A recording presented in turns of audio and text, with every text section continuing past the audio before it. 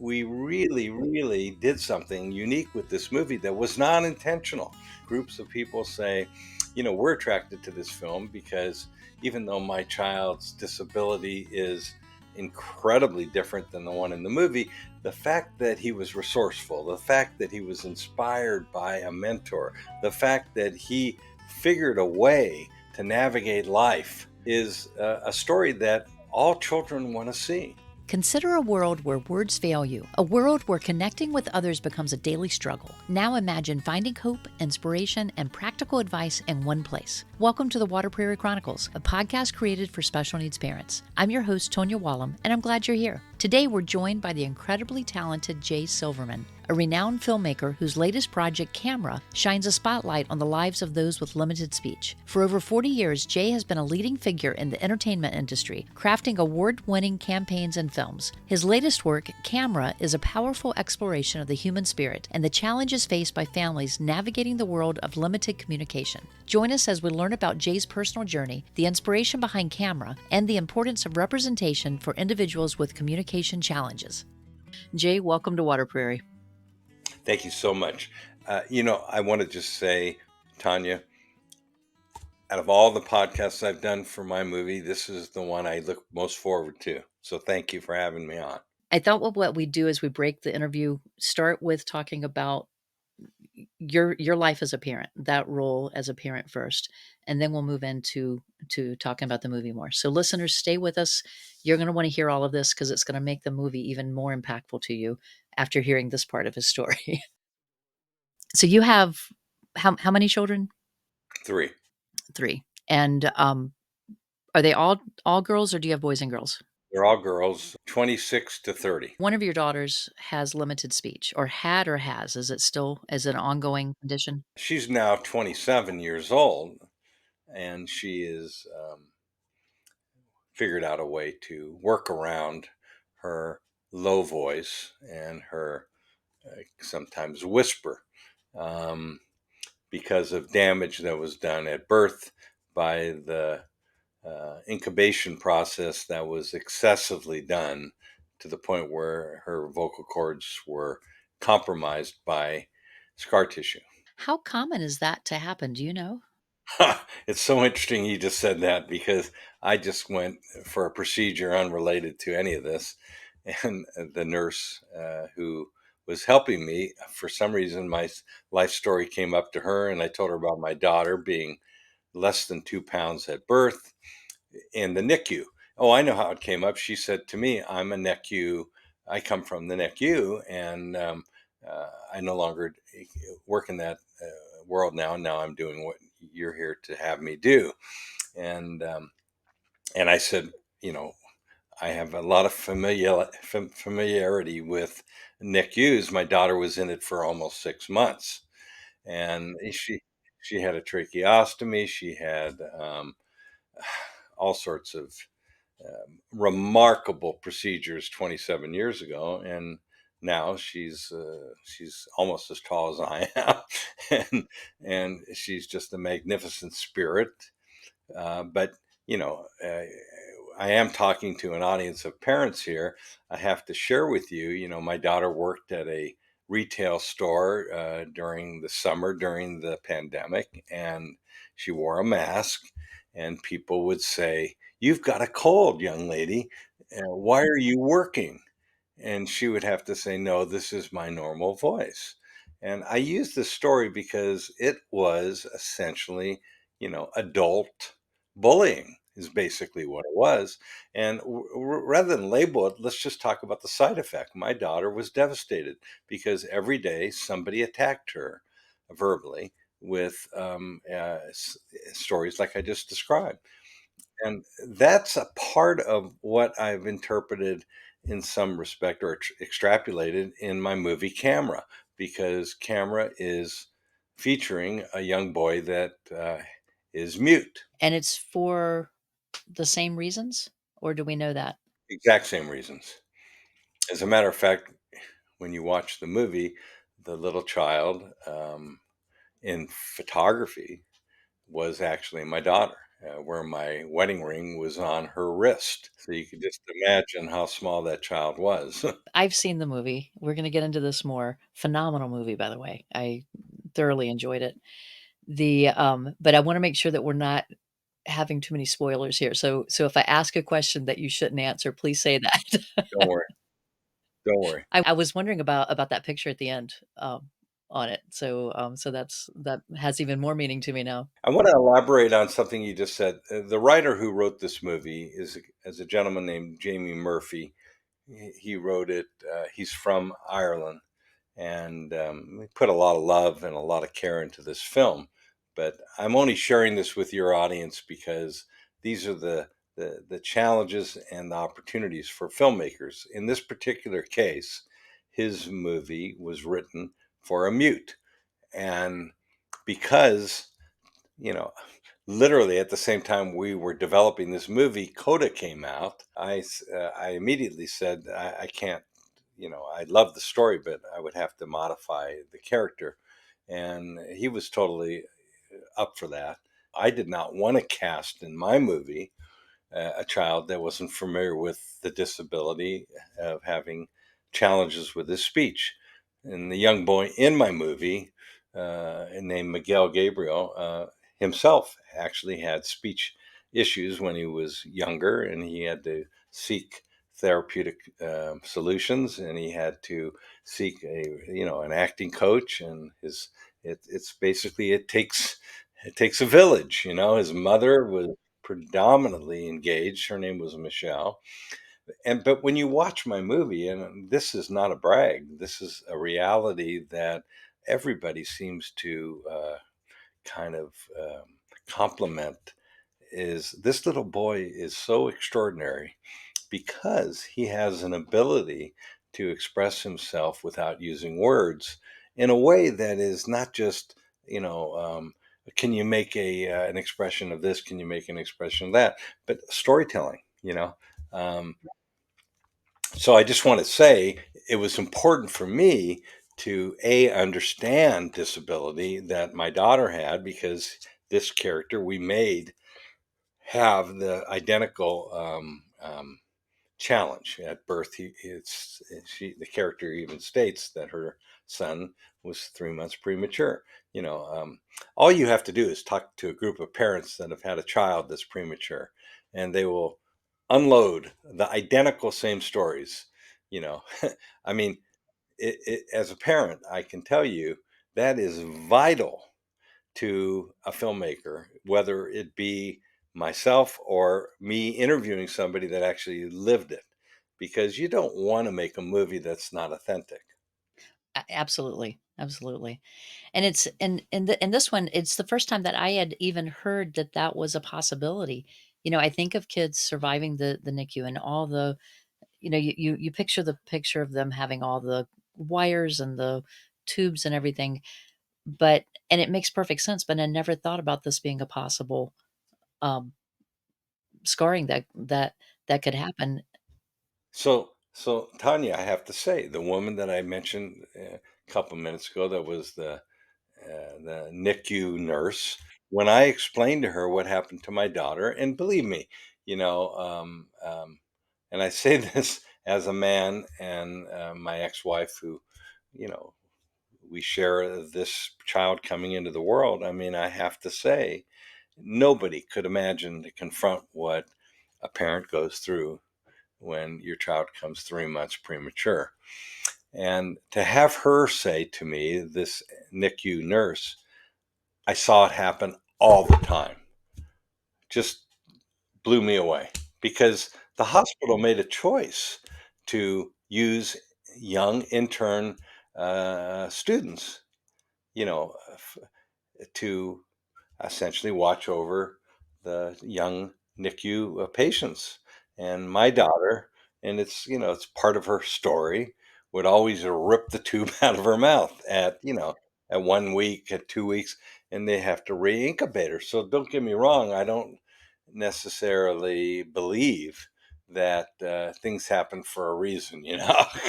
I mean, certainly they're not telling my daughter to rip it out. They had her taped here and they had her taped here, but she was so strong, what a will to want to live, that she kept ripping out, the only thing that's saving her life. And so they had to immediately, reincubate her. And, I witnessed this. And I have to tell you, sometimes it took them 2, 3 minutes to put that tube back in her throat. And, each time they're doing it, they're scraping her vocal cords.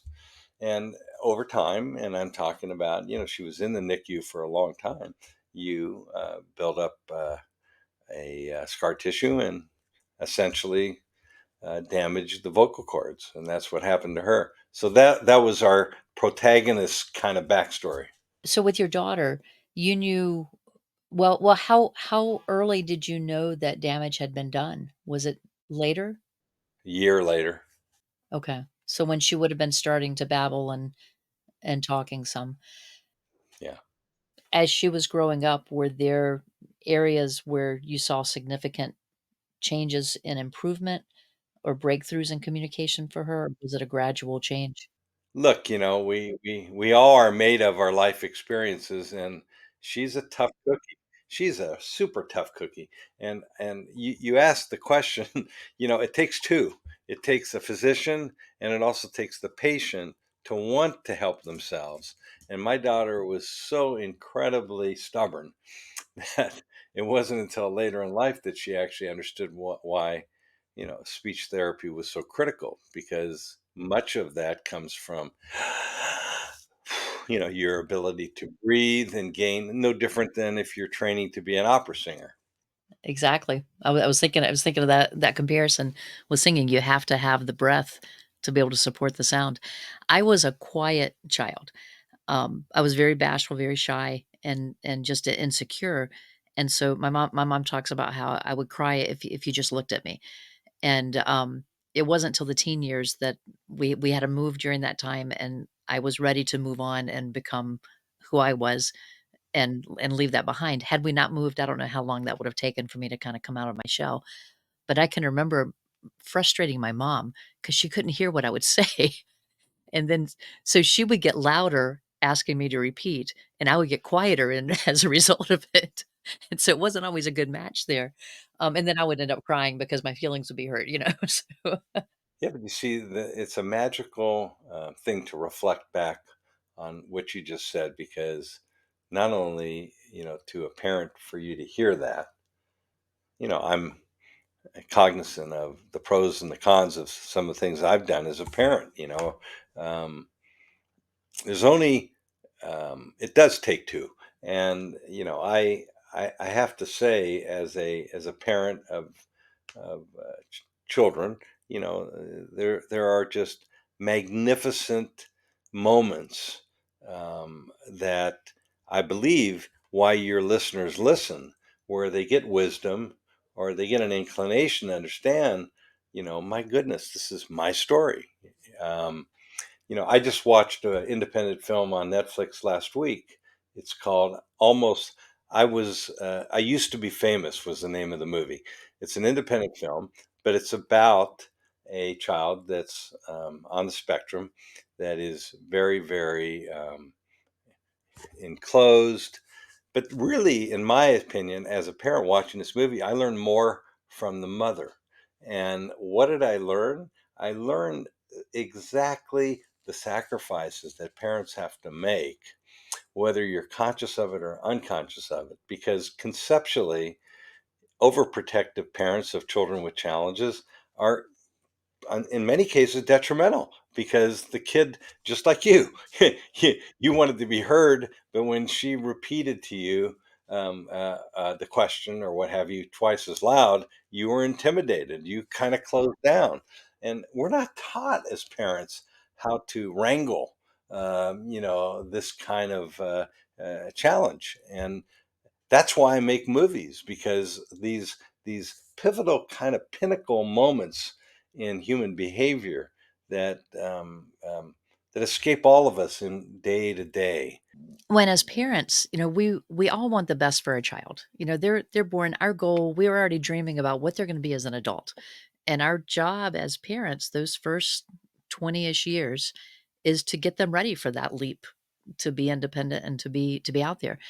And some of our listeners will be sending their child to a group home setting or some type of extra support. Others will be sending them out the door. It may take them a little bit longer to get there, but they're going to be out on their own. They're going to be independent. Totally without our support anymore. If we've done our job right, they're ready. But as parents, we stress on this their whole lives. And after they're gone, because I'm at the stage now where in the next few years, my kids will be finished with college. They'll be hopefully out there starting to prepare to take care of me one day. So we'll just flip it around in a while. But, there's a lot of questions, that we have is, did we do it right? Did we miss something really crucial when they were 5 that's gonna show up later? You know? And I think we all worry about that because we want to have the best for our kids. But, I talk a lot about how the stage that Steve and I are in right now is we're coaches. We can cheer them on from the sideline, but we can't get out there and play the game with them anymore. So if we've given them all the right plays, then they're gonna be ready. But they sometimes call an audible, and it's not the same play that we had tried. And we'll regroup as a family, and we'll talk about it. They'll text us or call, and we'll kinda strategize with some ideas they might could try next time. But it is hard sometimes. I want to ask you a question. There's a description of because I made a mistake, and I want to share this because it's indicative of the world we're living in. We were calling charities because we want to do, Bo Bridges is a big star. We have a great cast and a great message film. It's a drama, and we wanted to have screenings all around the country with charities where, we don't make a penny. All the money goes to the charity. And I called this big charity in Manhattan, and I don't want to name its name, but whoever answered the phone confronted me. You don't even know what you're talking about, because I said, my movie's about a child, a non-speaking child. She goes, "That's not at all what you're describing. You're wrong. Your child, to have a child with a speech issue is a different terminology. So you don't even know what you're talking about." And I thought, wow. Um, that's important, this idea that I'm using the right descriptives and the right terminology. Sure, I respect that, but she basically, that was it. We were done talking. And her charity, or that charity, lost an incredible opportunity to share with their community. um, but this kind of stuff bothers me greatly because we're all different. As parents, we should be supporting each other no matter what the reason is. You and I have kids with different types of needs of call it disabilities, whatever you wanna call it, but we can still talk to each other civilly, and we can encourage each other for the stage that we're in right now. But I hear it time and time again where we kinda beat each other up, and we should be a community for each other, helping each other instead. So I think when you called the organization, that may have been part of what you were working through, that maybe the reason for the boy not being able to speak in the movie may not have matched what their reason would be, and this person may not have been able to connect the 2. Yeah, but you see, that was the beauty of the story I gave you, I think, before we went on air, which was the fact that these women came to my screening and were mesmerized by the story because, number one, they're parents of children with challenges, and it didn't. And from their mouths to my ears, they said, "Hey, we don't care what the disability is or the challenge. All we care about is the journey." Because we all want to inspire our young children to, to learn. I mean, even in my own life, because I tell you, my movies are a reflection indirectly of me in my life. When I was 15 years old and I was in photography school, uh, I'm not ashamed to admit it. I was introverted. Um, I wasn't the best communicator verbally, and frankly, learning that a camera can help me extrapolate my feelings, whether it be storytelling or just grabbing something that created interest, was a tool that I used, not unlike the character in my movie The young boy uses his camera as a communication vehicle. Well, I wanna talk about the movie some. So, the character that Beau Bridges plays, he's the glue that's holding that whole story together. It's like everyone needs someone like that in their community. It's just it was well portrayed, but I felt like he's what pulled everything together there. And, but there were some moments of distress that I watched the interactions with the main characters, and the ending of it kind of it's like everything wrapped around. So it kept my interest the whole way through to the very last moment of it. And in fact, whenever it ended, my husband and I both were sitting there for a few minutes because we were just kind of digesting what we had just seen, and it really was impactful to us. I'm not just saying that. It's rare that I don't start fading out during part of a movie or something, and then come back in and try to put it all together. This one kept my attention all the way through, and but the I was surprised at early on you used a word that has a lot of controversy going on right now, and it was using the R word. Oh, I mean, he was being bullied. Yeah, yeah. Yeah, and so, one thing that I wondered when I was watching that, knowing that I was gonna be able to talk to you, how do you decide when you're looking at a script and you know something like that is gonna be a huge trigger for some of our audience, especially, how do you decide when to leave it in because the time period, the era that the movie's taken place in would have been more likely to have used it than it would be today, or when you take it out because of the audience today watching it? How do you make that choice? It's a pretty important thing. I'll use an illustration. You know, when you make a movie, and this movie was never designed to be quote unquote a family movie. It's a drama, about a family. Um, just to start this out, I removed all the F words, okay? because and and if you ever watch any content out of the UK or Ireland, the F word is just part of the vernacular. In United States, in Canada, it requires a little more panache. Those are easy decisions to make. We left the R word in there because of ignorance. Children um, uh, are vehicles of their own parents.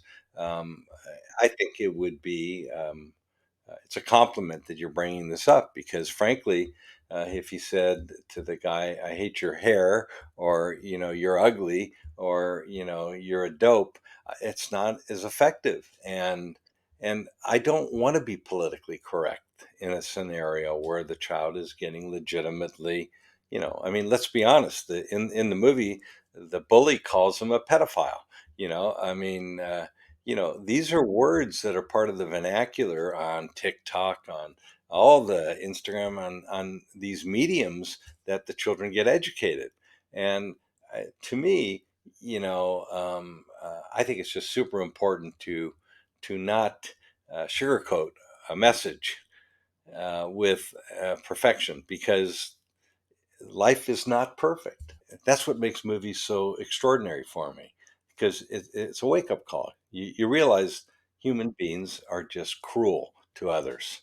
That's kind of why we left that in the movie because guess what? It's not only horrible, but it represents such ignorance. It does get your attention. It shows in a very quick scene the situation that is happening, and so it was effective. I was just curious how you make that choice. There are a lot of things. We Before we started recording, we were talking about there's phrases that there's arguments on both sides whether we use special needs or disability. When I first started the podcast, I was trying to figure out how do I have just what are my talking points, my elevator speech, what am I going to use? And so I took it to the disability community on Reddit and put it in several different ones to ask for input, and it was split 50-50 which one I should use. So I use them both interchangeably. I don't mean a negative to anyone by using either phrase, but it depends on the situation of how I'm talking. You also have, when I've gone into communities asking, is it better to say an autistic adult or an adult with autism?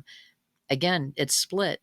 And for different reasons, it's split. So, I apologize all the time. I never mean to offend if I do. but it's not meant for a negative way. It's meant because it's my understanding of the most respectful at the time. There was a movie that was made in I think the 70s that addressed this entire problem. I forget the name of it, but it was a really good movie. But the child was voiceless, mute. But it turned out that his disability had nothing to do with his voice. He couldn't hear, and in those days in school they didn't check. Now I think when you go to preschool or whatever, you have to go in. This hearing test, yeah. Imagine here we are in 2024, where probably half the world doesn't get tested. Well, it's the same with vision. How many kids go 3, 4, 5 years and no one's realized that one eye is not working, and it's not the eye, it's the brain isn't communicating with the eye. And if they can address that early enough, the child's vision is saved. But you see, this is the magic of of your podcast, because if only one person gets something from you, or something that my movie offers, or something that I say, that was worth the whole thing. Right, right. All right, so I had a couple more questions because I'm looking at time. I don't want to abuse your time today. What were some of the biggest challenges that you had while you were filming? Well, it's funny you say that, because I've answered this question from other podcasters, and uh, I feel, and this is a kind of an odd analogy, but when you have a child that's got a challenge, you build a team, and that team is hopefully equally compatible, where you have a physician and a consultant, and then you collaborate. You don't make a movie like My Movie Camera without having a team of experts that aren't there for any other reason than wanting to be a part of something that's important.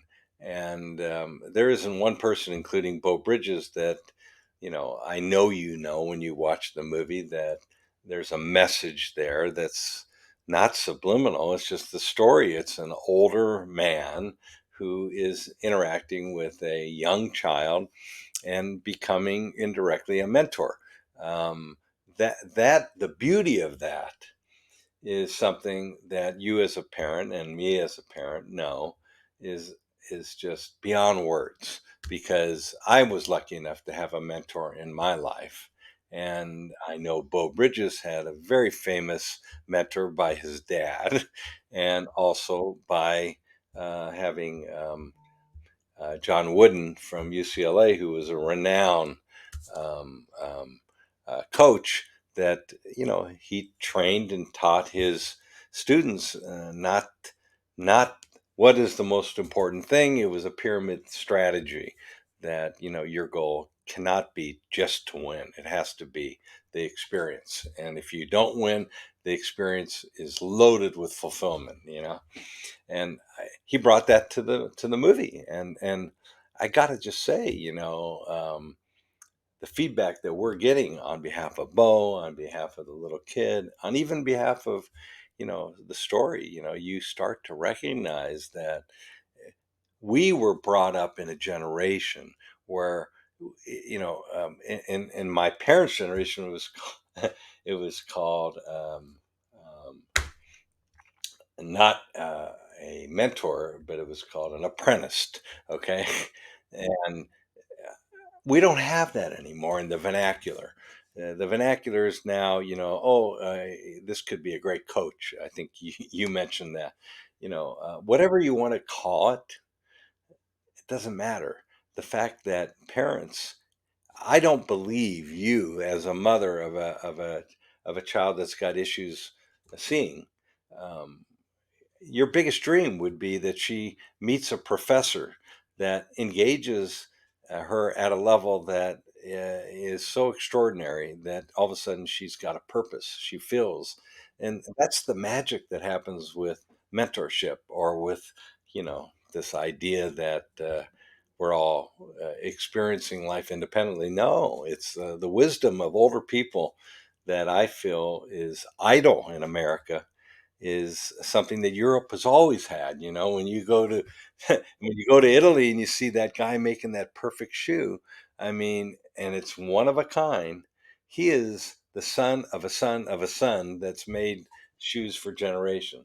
And I know I'm going on and on about this, but there's magic there, and I wanted to share that. Do you have any future projects that you're working on now? I do. As a matter of fact, we're working on a movie called Yale, and it's just a magnificent true story that is about a man that is a bigamist that has this inability to retain relationships. And the story is really about his daughter, who he's estranged from for over 35 years, that has uh, to save her own son's life, um, re engage with this man to save his son's life with an organ transplant. And it doesn't go as planned, and that's what makes the story so extraordinary. But, it's interesting because in research, just like I just explained to you, I do a lot of in my movie. This screenplay is filled with real life experiences from the actual writer because it's a story about his grandfather. And what's like a lightning bolt to me is this idea that, you know, um, in my view, the film could attract just an incredible interest in the value of donors. As crazy as that little issue is, that's what I have to hold on to when I make a movie. I know that. This is a true story. We're screening the movie Camera, and there's somebody crying in the theater, and it sounds like a little baby. And it turns out it was my sweetheart's 6-year-old nephew. And we went to him and we said, are you okay? And he goes, oh, yeah. And he said, well, because we were worried about you. And he goes, well, I couldn't stop thinking about my grandfather watching the movie. And I don't have a dad. And what I see is my father and all the things he's taught me. And I just thought, oh my goodness, who would have ever planned that emotion coming from a young child? Because in his case, his grandfather, who I know well, is an extraordinary human being. He's the kind of man that would do anything for his grandchildren. And not only is he doing that, he is, essentially the mentor. And everything about this child, you can see the grandfather in. And why do I make this point? Because, you can't go out to make a movie that you want to do that emotion from the audience. It's organic, and that's really extraordinary for me. For someone to be as young as that to pick up on all those things as well. Yeah, yeah. Before we close, I have had my guests this season give some advice in a little different way by having them repeat a few statements that are open-ended that I'm gonna have you finish it for me. And Jay's agreed to do this with us like our other guests have, so I have 3 for you, Jay. All right, so pack full of wisdom. There's no right or wrong on these, so it's whatever you wanna share. So the first one, "The message I hope to convey through the movie camera is." I feel camera has an ability to comfort and open your eyes to something that I think most people take for granted, and that is how it's possible to put a hat on that's not only positive and fulfilling, but have an ability to be able to show in a movie the transformation of that thinking. And to me, the most exciting part of the message of this movie is the idea that young people and older people can share wisdom. And in this movie, it's about two characters that are, in so many respects, incomplete. And the two of them together, I think, improve one another's lives. And the message is very positive. Alright, so the next one, "I hope the movie camera will inspire viewers to." I hope the movie camera will inspire viewers to see that no different than the characters in the film. We all have the potential to want to share and become part and partial to young people and older people, um, and learn that we all have gifts, all of us, that can make the world a better place. Excellent. And the last one, the scene in camera that I'm most proud of is One of the scenes that I'm most proud of in my movie Camera is where you start to put the puzzle together of imperfection. And I think everybody that has had somebody special in their life can reflect back on it and recognize the pros and the cons, because it isn't the fact that an individual came into your life and made your life better. It's the fact that an individual comes in your life and teaches you something. And to me, that's the message of one of my favorite scenes in the movie, where the character makes a little mistake and the true colors come out of the mentor, and you realize he's not perfect. how can our audience how can they find the movie? Where is it available for them? How can they contact you? My recommendation is, if you want to watch this movie, you go to Amazon and you can rent it.